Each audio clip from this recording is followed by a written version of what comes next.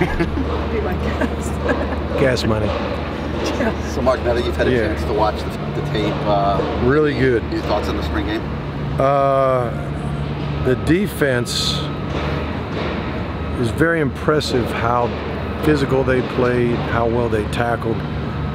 Very few missed tackles. I mean, I didn't remember any. Manny said there was 3, but I hardly saw any. I thought everybody tackled extremely well. I thought they played very physical.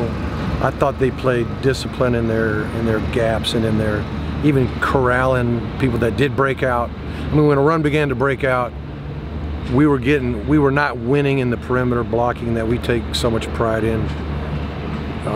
They whipped us in the perimeter blocking. A couple times every once in a while you get the edge around the corner, or you go through the gut and you get through that initial 7.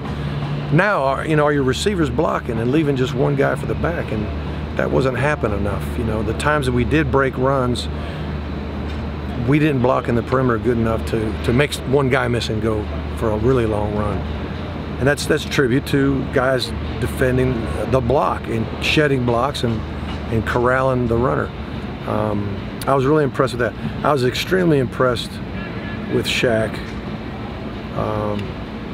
and Pinckney too, but Shaq's just, he knows it so good, and he knows, whether he hears the code names or whatever, he pretty much knows what's coming, or at least a couple things.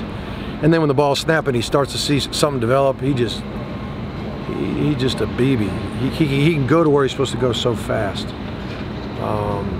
And there's a lot of guys doing well, but he really stood out to me. Offensively, we really, like I was telling him today, even in this drill today, when we don't self-destruct and everybody does what they're supposed to do, we actually had good success on those plays.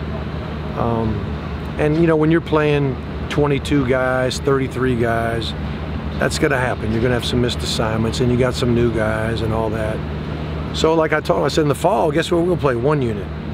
And we'll play the unit that knows what to do, and he's tough, and we'll play physical, and can function well on a consistent basis.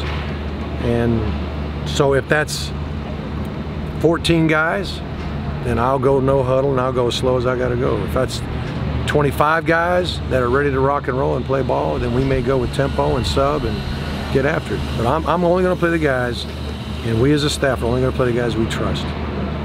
That they know what to do, and they're physical, and they'll fight for this university. That's how I see it. Is that 14 guys right now, or is that? I don't even know how many it is, to be honest with you. We didn't make a count, but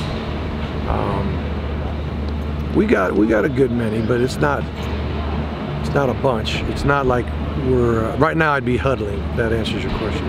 Mark, the last time that we talked to Malik Rozier was the first day of spring practice, and we just talked to him today. What difference have you seen in the last few weeks, and how has he improved? And your thoughts on that? Well, just like today, he saw a blitz, he made a check. He got us into a great protection. He got us into a great route. He threw a great ball. The guy caught it. Harley caught it probably 25 yards down the field for a big first down. We were trying to get, we were having a drill competition to get first downs, and he did exactly what a veteran quarterback should do, exactly how he should do it. And that's where you just go, that's why he's the starter, but he's just got to be able to do, everything on a very consistent basis as far as just hitting his target. And that's probably been the biggest issue. He's been streaky. But most games he's found a way to win. The only game he really couldn't hit his target was Pitt. We all know that. We had open receivers, we had good protection, and we missed too many open receivers. And that's why I got him out of the game. Not because I didn't think he should be our starter ever again, but because at that moment, I kept waiting and waiting, and it just wasn't happening. So I said, we got to do something.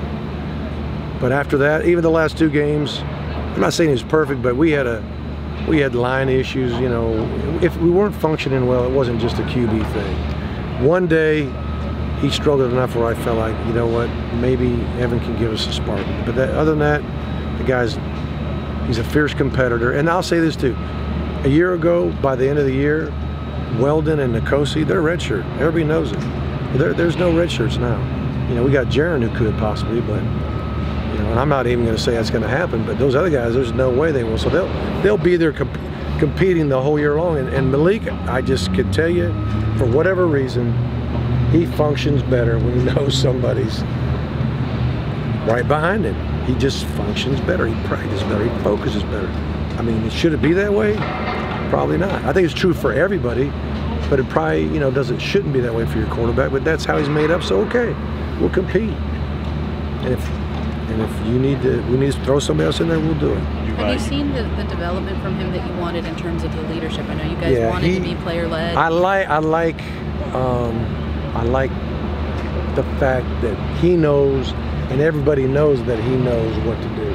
That's a huge part of leadership. If your quarterback knows what's up, and he makes the right check, or he changes the mic declaration, or he gets you in a better protection and can throw a touchdown pass, or go from a run to a pass, or a pass to a run. I mean, all the things that we need to do to help ourselves play, you know, have possibly the very best play possible.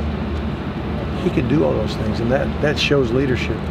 And you know, I mean, I've had a guy named Charlie Ward that he hardly said a word. He just showed up every day and performed, and they all loved the guy, and they all played for the guy. Offense, defense, special teams, the fans, the coaches, everybody believed in him. So people got to believe in you to be a leader, and sometimes that's all it takes. A couple more guys. You talked about this team. You alluded to it yesterday on the radio. This team is going to get, you know, more weapons this summer offensively. Yes. Is it, when this thing is all together, when everybody's together competing? Well, if you had Amon Richards, you had Brevin Jordan, you had Mallory, okay, you had Pope, you had Ezzard. That's a pretty talented bunch. So is it the type of group where your quarterback doesn't need to go out there and win games for you? He just needs to kind of just be steady and just give the skilled guys an opportunity to make the plays, and it starts with protection. Malik is a much better passer when the pocket's bigger. First play of the second half of North Carolina, threw the deep post to Jeff. That pocket was so wide, I mean, he could have taken a couple bites of a sandwich and then thrown it. You know, when the pocket's in your face, it's harder to be real accurate, you know. So it starts with the protection, it starts with a good, clean pocket, and then route running and understanding what you're doing, and then putting it on him. And I really believe he can do that. Do you feel like Perry's better when the pocket is not exactly there? He looks like he's ready to scramble. Well, he does, and he had, like I told him, you're a pocket passer who can run. Hey, Jaron, you're a pocket passer who can run. You're not a runner who can pass. You're a pocket passer. So when the pocket's there, you can't be dipping out of there. You got to run this system the way it's supposed to be run, and then when it's time to go, you'll know when it's time to go. Either it's 1, 2, 3 progressions, get out, or if somebody just decides to go up and under and you have to go, you'll know. I mean, your God-given ability will just take over. But I don't want a guy to be a scrambler who happens to throw the ball good every once in a while. And Kosey's very capable of standing in the pocket and throwing strikes. He is very capable of that. So is Jaron. Mark, just to shift gears. Last one. Just to shift gears a little bit. Mike Jack talked about just how special it was for him to walk in the locker room on Saturday before the scrimmage, and what a surprise it was. He says people were surprised I was there, and he loved the support he got from the offensive staff. He even mentioned. That moment to have him be there. And it was a team meal actually. Okay. We knew he may or may not make it. We're just getting ready to have the team prayer and start the meal, and he was like running in the door. So it was perfect timing on the entry. But yeah, we're excited about him handling the responsibility. All right. Can I ask about scrimmage? We're not going to talk that? to you.